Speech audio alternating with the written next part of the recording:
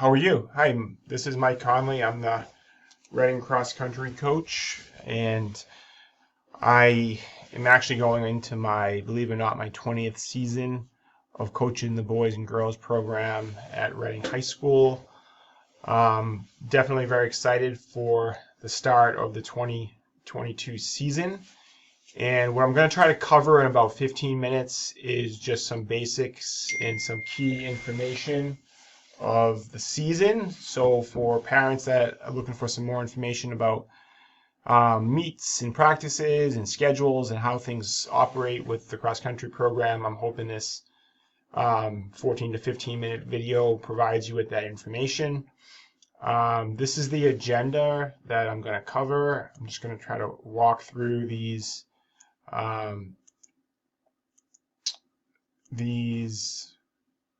10 agenda items, and then hopefully at the end of the video everyone's kind of well aware of what's going to be happening throughout the 2022 season.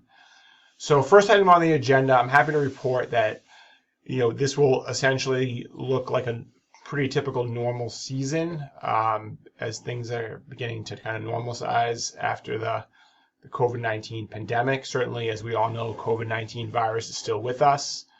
But the only health and safety protocols that I'm aware of that still exist, that will exist, is that obviously if you do have get the COVID-19 virus, you obviously need to stay home for at least 5 days until you're symptom free.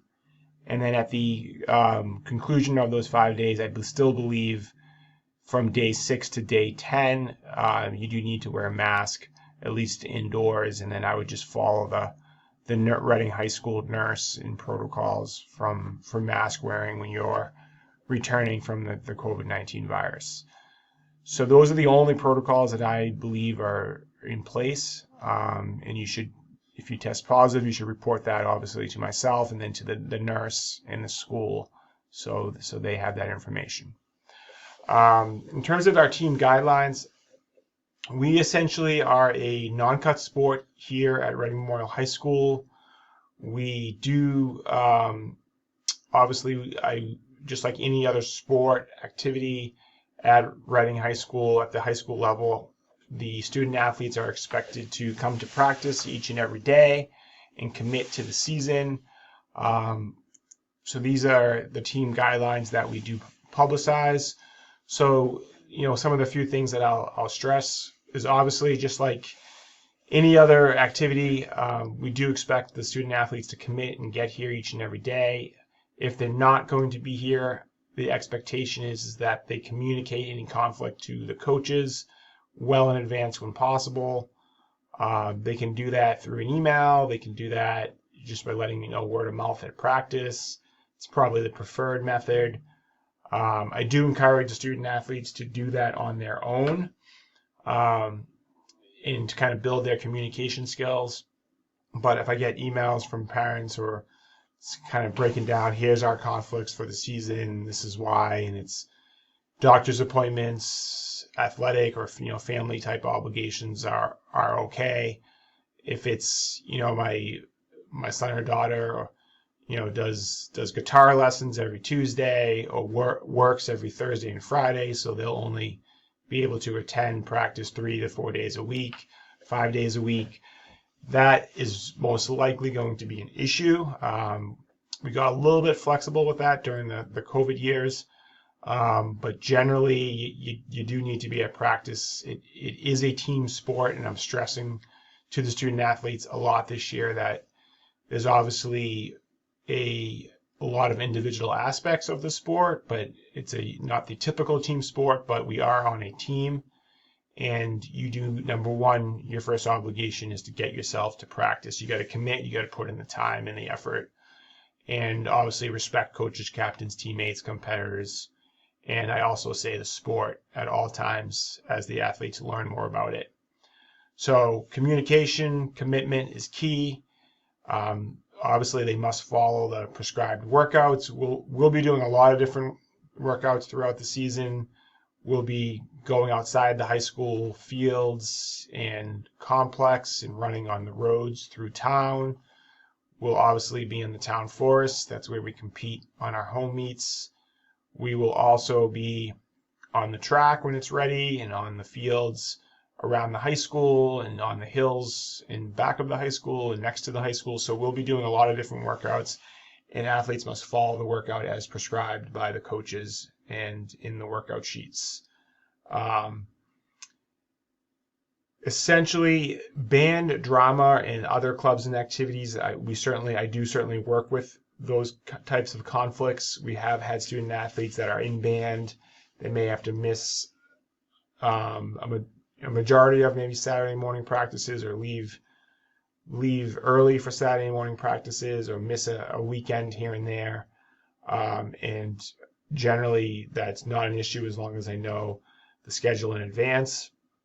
If there are other clubs and after-school activities, the literacy club or the magazine club that might meet every Wednesday and for 30 minutes after school, and it might mean those athletes coming at 3:45 on every other Wednesday, or to that effect when we start at 3:30. We generally work with those types of commitments if it's a program, another extracurricular activity program with Reading Memorial High School.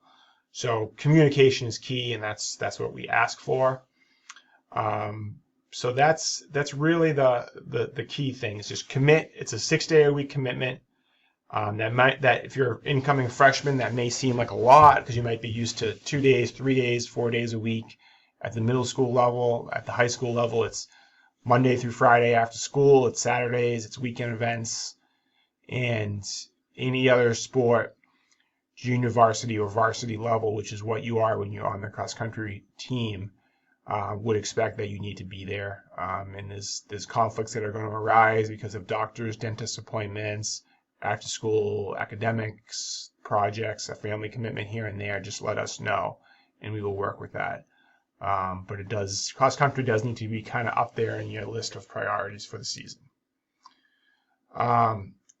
So that's kind of our guidelines and expectations. In terms of our practice schedule, this is typically when we practice Monday through Friday, 3:30 p.m. through 5:15 p.m.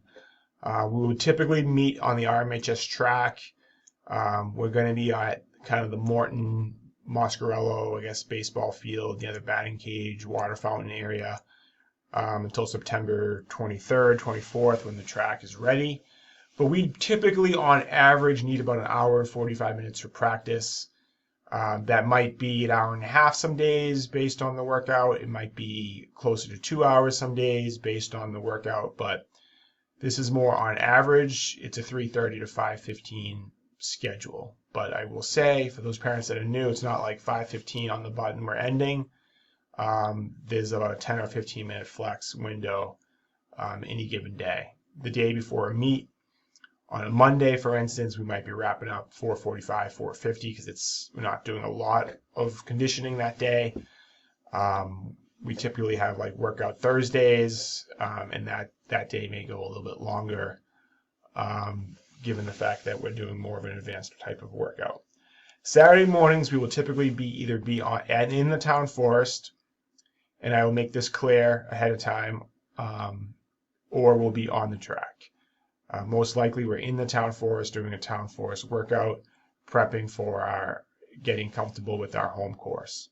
And on Sunday, there will be no practice. There's no requirement to run on Sundays, even though I might occasionally recommend veterans or varsity or some folks do some type of a workout on Sunday. And I'll make that clear during the team meetings that week throughout practice. So here's the race information. So we compete in the Middlesex League. This year it's going to be boys running first, followed by girls. That alternates every other year. This might be a typical schedule, although I will say this is not the guaranteed schedule. But generally around 4 o'clock is the target start time on our home course, because our course is kind of a 3-loop course. If time allows, I would generally start the junior varsity boys first. Given that the boys team tends to be a little bit larger, they would run at 4 o'clock. That race would complete itself or close to complete itself, and then the varsity boys would start on about 4:30. Again, that race would close to complete itself, and then the girls, given the size of the team, will most likely be one race, and that would start on or about 5 o'clock, with the racing being wrapped up by 5:30, with cool downs and post meetings we're kind of done by 6 p.m. on a meet day. So a meet day is about longer. It's about a 2.5 hour commitment. When we have a home meet, when we are away, if you had transportation, coming home, and we're generally not getting back until about 6:30. And the home course coaches kind of set the schedule, so they might do something different than this. I will say, if a team doesn't arrive to the town forest until 3:50 or 4 o'clock because of traffic, we would alternate this schedule. So we're going to send the varsity boys off, and then 2 minutes later we're going to send the JV boys off, and it's just going to be a stagger start. So we have a little bit of flexibility and room for the results between the races, but we're not going to wait. We're not going to run 3 complete races. So it's a little bit of flexibility, but I think you can kind of certainly expect that around 4 o'clock the first race is going to be going off, which will be boys this year. 30 minutes or so afterwards, 35 minutes afterwards, the girls' race would be going off. The next race would be going off. Here is our meet schedule. Again, we are in the Middlesex League Liberty Division, which means we compete against the other large schools in the Middlesex League, which is Winchester, Woburn, Belmont, Lexington, and Arlington. I will email this packet out after the video is shared.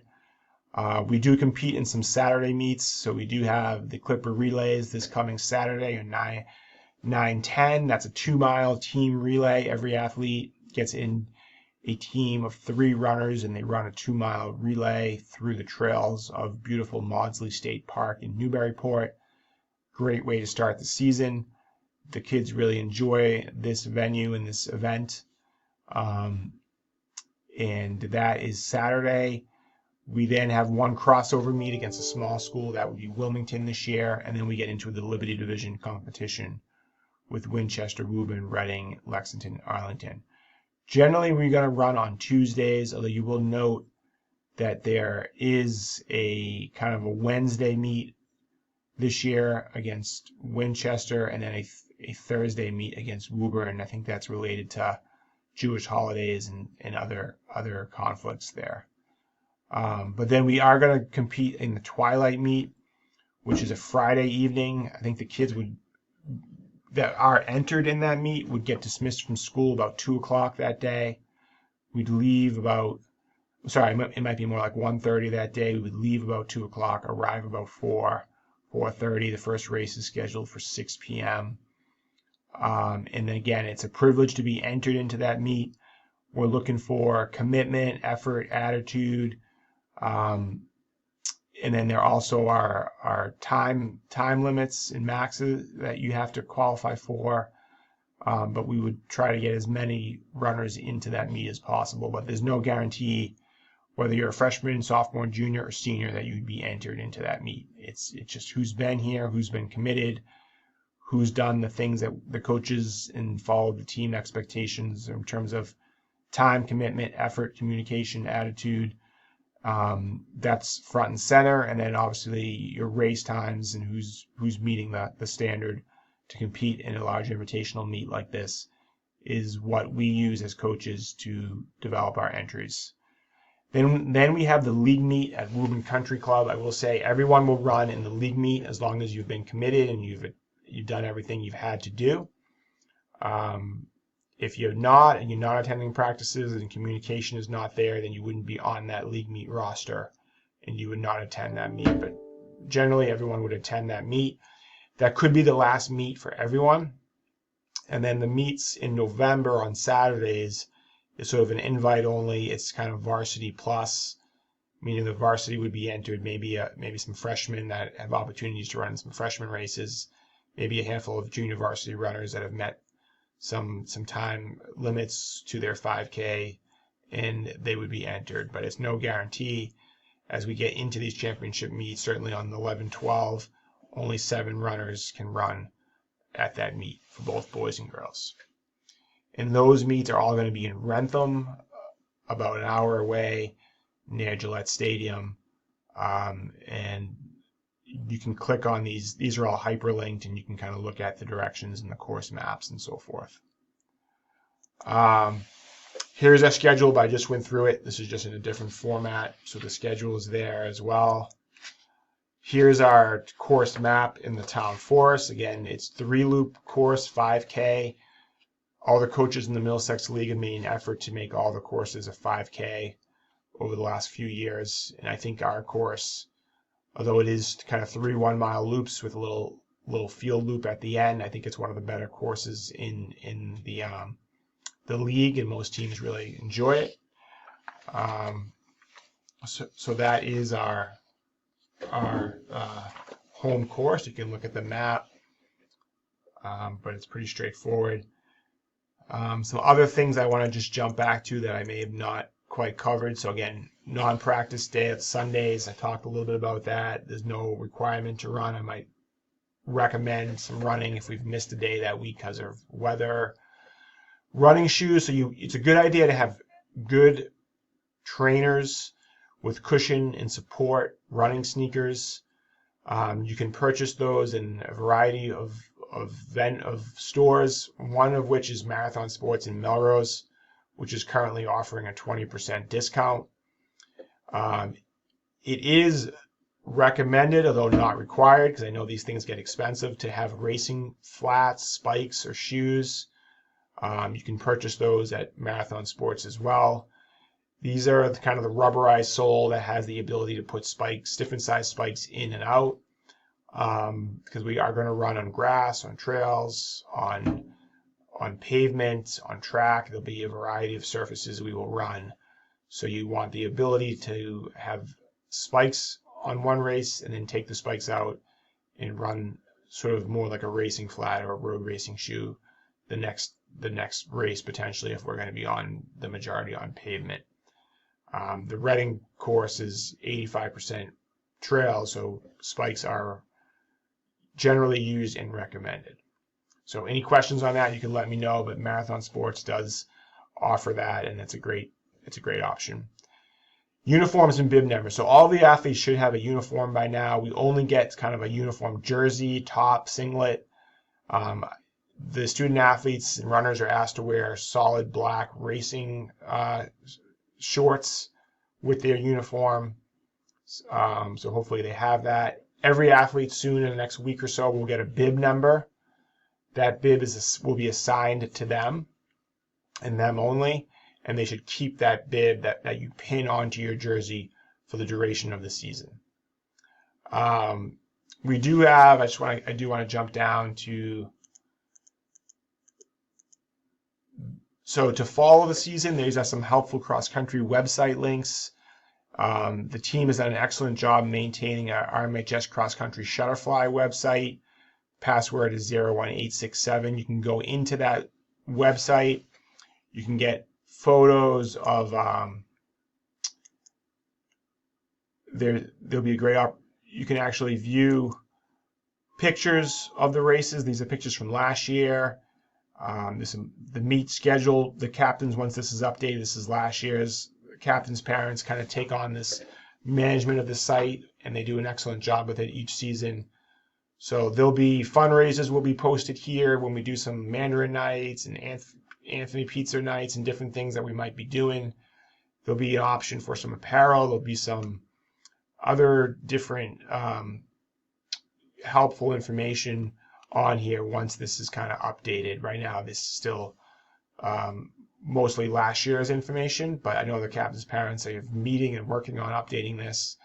There'll be opportunities to buy apparel at a Marathon Sports link for some extra money, but you could pick up some extra apparel. I believe the dues that the captain's parents do administer does get you access to the banquet and dinner and awards night, as well as everyone will get kind of an Under Armour kind of dry fit, not an Under Armour, but a dry fit athletic t-shirt from Dynamic Sports. So every athlete will get that, and the captains have done a good job already designing that shirt and hopefully placing that order soon. So that information is there. If you want to follow, this is our team website from off the Reading Memorial High School page. Reading High School has just changed their website like in the last 48 hours, so that link is currently not working, but I'm hopeful that will be working soon again. And there's some helpful information there. This is the Middlesex League XC website where you can get meet results, course maps, other information around the league standings. Everything is kind of housed in this MLXE website link. This is the state coaches website if you want the fall schedule, if you want different information about the state meets that we go, the invitational meets on Saturday, the schedule, results. A lot of it will be posted here on this link. And then you can also follow me at Twitter at ReadingXC for updates. I got to kind of get back to doing more tweets. I've been busy during practices, and this year I haven't tweeted much, but updates, announcements, race highlights, reminders, schedule reminders, cancellations, I may all tweet those out. So if you are following me and you have Twitter, you would get that information, and that would also be helpful at times to you. So we've talked about some of the team websites. We do have a senior day, which is going to be the Arlington meet on October 25th. So that's exciting. The banquet is generally held in December. The last 2 years during COVID, we've done that in the CAF, RMHS CAF. Previously, we did it at St. Agnes Church. Both are good venues, so there'll be more information coming from the captain's parents about the banquet, about dues, about some fundraising that the team's going to be doing this year. We might do a fundraiser this year called Snap Raise. It's kind of a online crowdfunding fundraiser. Everything's optional, although we ask that everyone kind of participates, but there could be more information about a Snap Raise fundraiser to raise money for the team, for items like the banquet, for some uniforms, for some t-shirts, for some other equipment that the team may need. Once every 3 or 4 years, more than the typical kind of like co-venture with some restaurant fundraisers is needed, and Snap Raise is one that is quick and easy, that the team has done, that we may be doing. I think this is the year we may need to do another one. Lastly, if you're interested in to just know how to score a cross-country meet, there's a good helpful information here on this last page of this packet. Basically, cross-country is a team scoring event. It is like golf in a sense, meaning the lowest score wins. And any combination of top 5 finishes that you add up those places that score 27 or below, 27 is kind of the magic number for victory, will win a cross-country meet.